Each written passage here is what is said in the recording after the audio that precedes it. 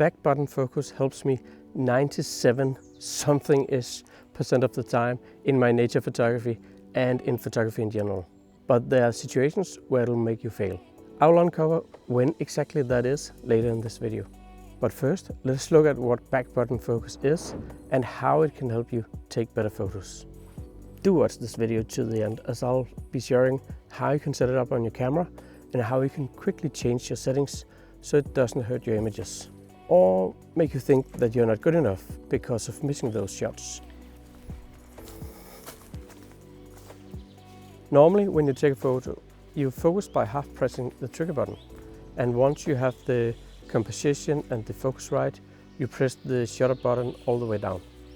With back button focus, you remove the job of focusing from the trigger button and assign it to another button on the back of the camera. Now, the way the back button focus works is when you press the AF button, your camera will focus and keep focusing as long as you press the AF button down. To take a photo, just press the shutter button, no matter whether you hold down the AF button or not. It's really that simple. Do you want to keep focusing while taking the shot, or should the focus stay where it is? Now, won't it just make you slower having to press two buttons instead of one? Well, it might seem that way at first, but it's the fact that a single button tries to handle two different tasks that give you focus issues in the first place. When you assign the AF on button to control focus, you only use the shutter when you want to take a photo. The difference here is that the shutter button now doesn't have to obtain focus every time you press the shutter button halfway down to take the shot. When you get used to it, it's a quicker way of doing things, and it makes you faster to get the shot with a bit of practice. Now, let us say that you're trying to capture a shot of a deer, a fox, or a water bird where there's some grass in the front of the subject. If you use the traditional method of half pressing the shutter in continuous autofocus mode, it'll have the camera try to focus on the grass whenever it gets in front of the focus point.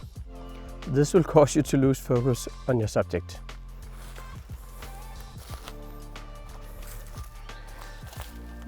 Now, the advantage of back button focusing is that you can release and press the back focus button depending on whether you want to keep focusing or just keep the focus where it is, once you know that it's where you want it to be. This means that the focus button won't mess up the focus for you. Using back button focus is actually the secret to simplifying all the focus modes of your camera into one.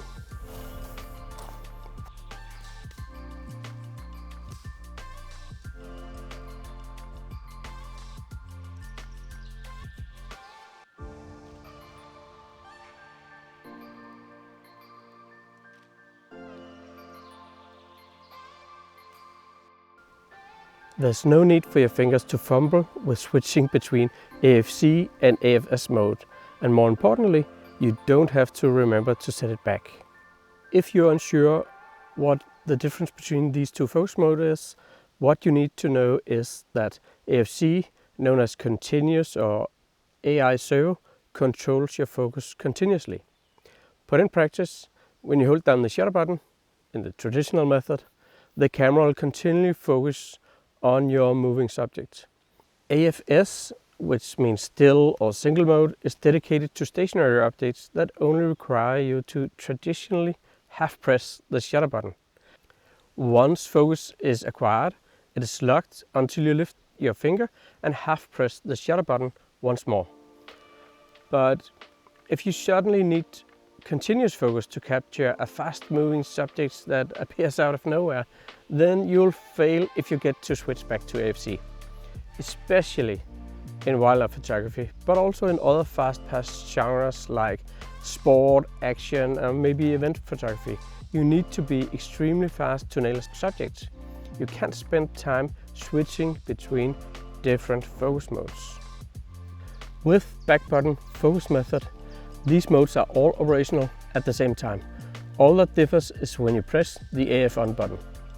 As long as you press and hold the button, your camera will adjust the focus like in AFC mode.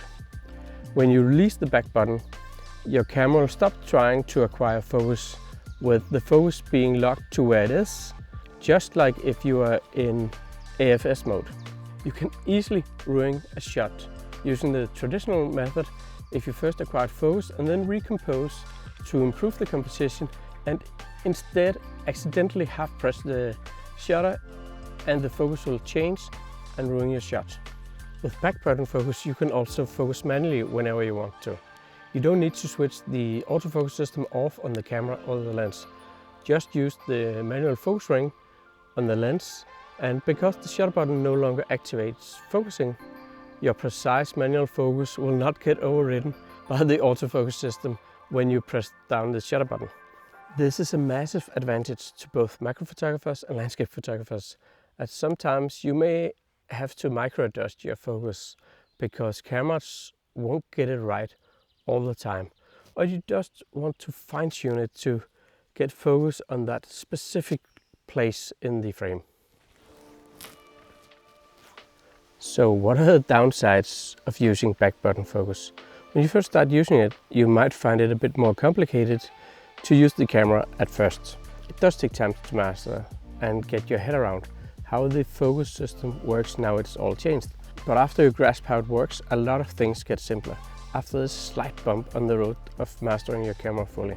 However, you're likely going to have to practice for a few days before it feels natural. If you enjoyed this video, do remember to hit the like button, it means so much. And do subscribe to the channel if you want to become a better nature photographer. Also, turn on the notification bell as well, so you don't miss the next video. Before we get to the situation where you shouldn't use back button focus, I want to make sure you know how to set it up in your camera, because in general, you'll get a huge advantage of using it. So I'll show you how to set it up on a Nikon camera. But if you're a Sony, Canon or Fuji camera user, I've included these instructions in the description below. So after this video, you can get the setup instructions there. Your Nikon camera menu may vary, so I recommend consulting your camera manual as well. So press the menu button, then scroll down to the pencil symbol. Once you're in this custom settings menu, choose A autofocus and then press OK. Scroll down to A6 AF activation and then press OK. In the next menu, choose AF on only. Finally, choose enable and press OK. Now this takes care of separating the autofocus from the trigger button and moving it to the AF on button. A final important setting is to set your camera to AFC or ISO and leave it there all the time. Now you're all set to go. From now on you can press and hold the AF button while using the trigger button only when you want to take a shot. Let's take a look at when you shouldn't use back button focus. When your subject is moving a lot across the frame, looking in different directions, you also need to change the position of the focus point to maintain a good composition. You can't move the focus point and focus at the same time because you'll be using this one, your thumb, for both of these actions. So you can't switch between these two tasks fast enough. So you'll miss some shots when you also have to move the focus point. Of course, if eye tracking isn't working, then the issue of lost shots becomes even more obvious. So you simply become too slow in this specific situations. For flying birds that moves like in a steady pattern across the sky, then there's no issue. For deers and like that, then you'll also have no issues. For most macro subjects, you'll also have no issues. So two factors decide when you should go back to the default focus method. If eye tracking isn't working, and if your subject moves quickly from one part of the frame to the other, back and forth. Both of these situations should be true. This is typical with small birds or beach running birds in wildlife photography, or stuff like ants for macro photography. But how can you easily change between using back button focus and when you don't want to use it?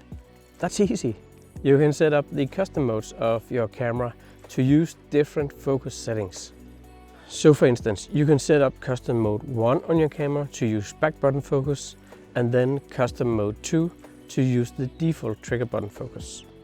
Then all you have to do is switch between custom mode 1 and custom mode 2. In this way, you can easily switch between them without having to go into the menus and remember which settings to change for it to work perfectly. Setting up how the focusing works on your camera is just one of the important settings you need to take control of in nature photography. If you want to know which other crucial nature photography camera settings you need, you should check out this video right here. See you over there.